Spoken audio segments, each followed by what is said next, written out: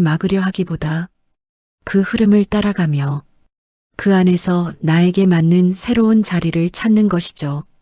마치 강물에 떠 있는 작은 배가 흐름에 저항하기보다 흐름을 받아들이며 방향을 잡는 것처럼 우리 마음도 변화의 흐름을 인정할 때 더 안정된 자리를 찾을 수 있습니다.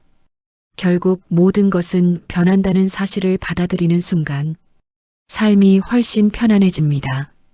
무너지는 것이 아니라 흘러가는 것일 뿐이고 잃는 것이 아니라 새로운 자리가 생기는 것이며 끝나는 것이 아니라 다음 단계로 이어지는 과정입니다.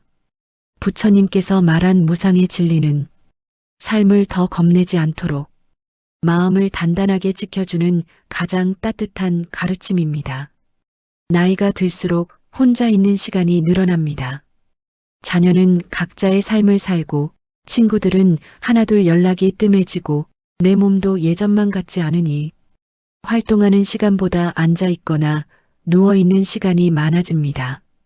그러다 문득 이런 생각이 들 때가 있습니다. 나만 혼자 남은 것 같아. 이렇게 조용한 게 괜히 서글프네. 많은 분들은 혼자 있는 시간을 외로움이라고 느끼지만 부처님의 관점에서는 전혀 다른 의미를 갖고 있습니다. 부처님은 혼자 있는 시간을 마음이 자신을 돌아보는 가장 귀한 순간이라고 했습니다. 사람 사이에 섞여 있을 때는 타인의 말과 표정, 분위기에 마음이 계속 흔들립니다.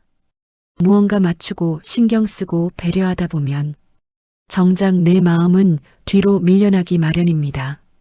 하지만 혼자 있는 시간에는 그동안 묻어두었던 감정들이 조용히 떠올랐다가 사라지고 마음이 스스로 정리되는 힘이 생깁니다. 즉, 혼자 있는 순간은 마음이 자기 속도로 숨을 고르는 시간이라는 뜻입니다. 문제는 그 시간을 외롭다고 받아들이는 관점에 있습니다. 외로움은 혼자 있어서 생기는 것이 아니라 나는 혼자가 되어선 안 된다는 생각에서 생깁니다. 하지만 세상 모든 존재는 결국 홀로 태어나 홀로 살아가며 홀로 마음을 지켜야 합니다. 부처님은 이를 받아들일 때 비로소 마음이 외로움을 넘어 고요함과 자유를 얻게 된다고 가르쳤습니다. 혼자 있는 시간을 두려워할 필요가 없는 이유가 바로 여기에 있습니다. 혼자 있는 시간은 때때로 무겁게 느껴집니다. 특히 밤이 깊어질수록 생각이 많아지고 잃어버린 것들이 떠오르기도 합니다. 하지만 그 감정들 또한 마음을 치유하는 과정의 일부입니다. 조용할 때 떠오르는 감정은 그동안 바쁘게 살며 미뤄두었던 마음의 숙제들이 모습을 드러내는 것입니다. 그렇기 때문에 혼자 있을 때 울컥하는 것도 억지로 없애야 할 감정이 아니라 그동안 쌓인 무언가가 흘러나오는 자연스러운 현상입니다. 부처님은 이렇게 말했습니다. 혼자 있을 때 너의 마음을 가장 잘 알게 된다. 사람들과 함께 있을 때는 내가 어떤 사람인지 온전히 알기 어렵습니다. 상대의 눈치를 보며 행동하고 기대와 역할에 맞춰서 움직이기 때문에 진짜 나가 아닌 모습으로 살아갈 때도 많죠. 하지만 혼자 있는 시간에는 비로소 마음이 가면을 벗고 자기 자신과 마주하게 됩니다. 그리고 그 만남은 때로는 아프지만 결국에는 평온으로 이어집니다.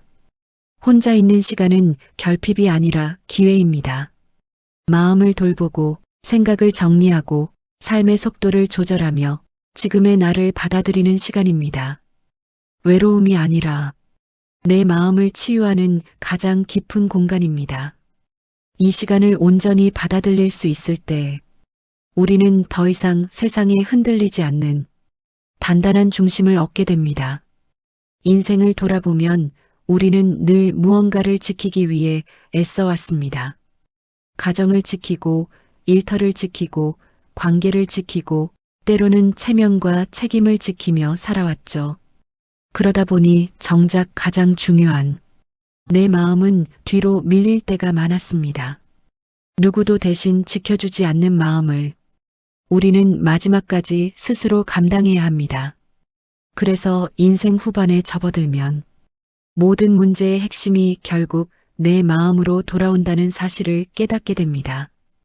부처님은 마음을 지키는 가장 중요한 힘을 지식이나 노력이 아니라 나를 이해하는 지혜라고 설명했습니다.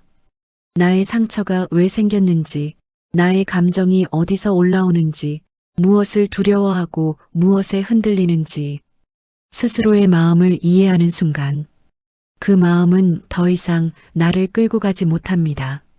마음을 억누르려고 하면 오히려 더 강하게 튀어오르지만 이해하려는 태도를 가지면 감정은 부드럽게 풀리기 시작합니다. 우리가 흔히 마음을 다루려고 할 때 버텨야 한다, 이겨내야 한다고 생각하지만 부처님은 그 반대로 가르쳤습니다. 마음은 이겨야 하는 적이 아니라 이해해야 하는 친구와 같다고. 화가 날 때 왜 이렇게 화가 나지? 불안할 때 무엇이 나를 불안하게 할까? 서운할 때 지금 내 마음이 어떤 위로를 원하나? 이렇게 스스로에게 묻는 순간 감정은 나를 흔드는 대상에서 내가 돌볼 수 있는 대상으로 바뀝니다. 마음을 이해하는 일은 자기 연민이나 핑계가 아니라 삶을 깊이 바라보는 태도입니다. 지금의 나는 지금까지의 나를 데리고 여기까지 걸어온 사람이고 그 과정과 상처와 선택이 모여 지금의 나를 만들어 놓았습니다. 그러니 나를 이해한다는 것은 내 지난 시간들을 부정하지 않는다는 뜻입니다. 그 어떤 순간도 헛되지 않았고 그 어떤 감정도 괜히 생긴 것이 아니며 그 모든 과정이 나라는 존재의 한 부분이라는 사실을 따뜻하게 인정하는 것입니다. 나를 이해하게 되면 더 이상 흔들릴 필요가 없습니다.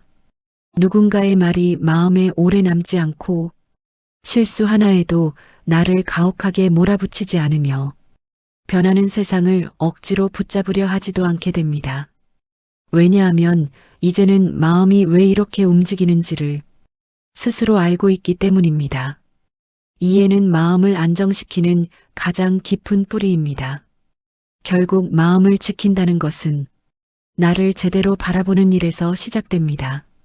남이 뭐라 하든 상황이 어떻게 바뀌든 내 마음의 중심이 단단해지는 순간 우리는 인생 후반을 훨씬 더 평온하고 자유롭게 살아갈 수 있습니다. 부처님이 마지막까지 강조한 것도 바로 이 지혜였습니다. 세상을 바꾸려 애쓰기보다 마음을 이해하고 다스리는 것이 진짜 평온으로 가는 길이라는 것. 이 깨달음이 자리 잡는 순간 마음은 마침내 나의 편이 되고 삶은 조금씩 부드럽고 따뜻한 방향으로 흘러가기 시작합니다. 이제 긴 여정을 함께 걸어왔습니다. 우리의 마음은 늘 복잡하고 어려워 보이지만 실제로는 아주 조용하고 단순한 방식으로 움직입니다. 누군가의 말 한마디에 흔들리고 지나간 일 때문에 마음이 아프고 혼자 있는 순간에 괜히 외로워지기도 했던 이유는 마음이 약해서가 아니라 그만큼 많은 시간을 살아오며 많은 감정과 기억을 품어왔기 때문입니다. 부처님은 마음을 거창하게 설명하지 않았습니다. 그저 마음은 흘러가는 것이다라고 말했습니다. 흘러가는 생각을 붙잡지 않고 흘러가려는 감정을 억누르지 않고 그저 바라보며 흘려보내는 것. 우리가 조금만 마음을 느슨하게 잡기 시작하면 인생을 괴롭게 만들던 많은 것들이 실은 휘발성에 가까웠다는 사실을 자연스레 알게 됩니다. 삶은 늘 변화하고 그 변화 속에서 우리는 때때로 넘어지고 다치고 후회합니다. 하지만 그 모든 과정이 우리를 더 깊은 곳으로 데려다 주었습니다. 젊었을 때는 몰랐던 마음의 움직임을 이제는 눈을 감고도 들을 수 있게 되었고 상처를 미워하기보다 그때의 나를 이해할 줄도 알게 됐습니다. 그리고 그 이해가 바로 마음을 지키는 가장 큰 지혜입니다. 지금까지 걸어온 길이 결코 가볍지 않았기에 이후의 길은 더 부드럽고 편안해야 합니다. 이제는 누군가를 위해 무리해서 애쓰지 않아도 됩니다. 지나간 시간을 붙잡을 필요도 없습니다. 앞으로는 마음을 조금 더 따뜻하게 대하고 나를 조금 더 너그럽게 바라보며 나에게 맞는 속도로 천천히 걸어가면 됩니다. 오늘 나눈 부처님의 가르침은 당장 삶의 문제를 해결해주는 비법이 아니라 문제가 와도 마음이 무너지지 않도록 가장 안쪽을 붙잡아주는 등불입니다. 바람이 불어도 꺼지지 않는 등불처럼 여러분의 마음도 앞으로 더 단단해지고 더 고요해지고 더 평온해지기를 바라며 오늘의 이야기를 마무리합니다. 여기까지 함께 해주셔서 참 고맙습니다. 이 영상이 여러분의 남은 시간에 조금이나마 햇살이 되어드릴 수 있다면 그것만으로 충분합니다.